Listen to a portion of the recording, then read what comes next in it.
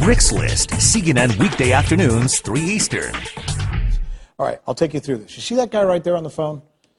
See, he's talking on the phone while his friend is being arrested.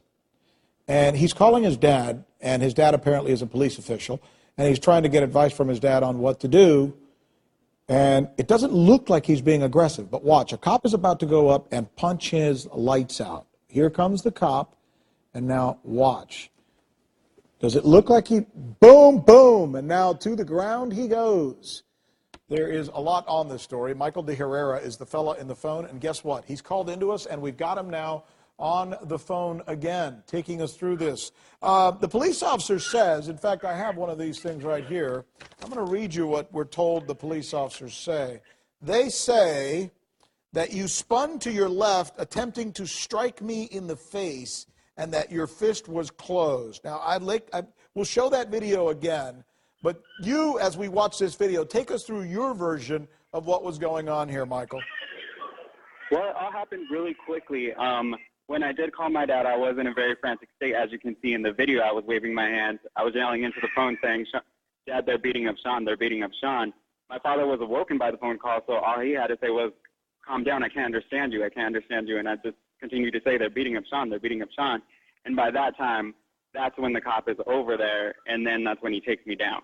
But so did you, well, let's watch this together again. Do you attempt at all to hit him or strike him? No, not like boom, it's boom. Clearly on that video, one of my hand is holding my phone, the other hand is holding my arm that's holding my phone. There's no closed fist, there's no blading of my body.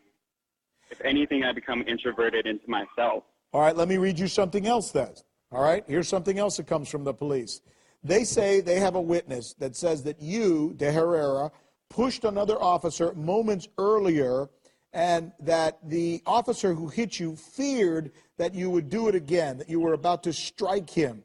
I should also share with our viewers that other witnesses dispute that you had pushed anyone at all that night. What's your story? I did not touch any officers on location. I would never. Like you said, my dad is a sheriff's deputy, has been for 22 years. I respect the law and the authority. I would never lay my hands on an officer.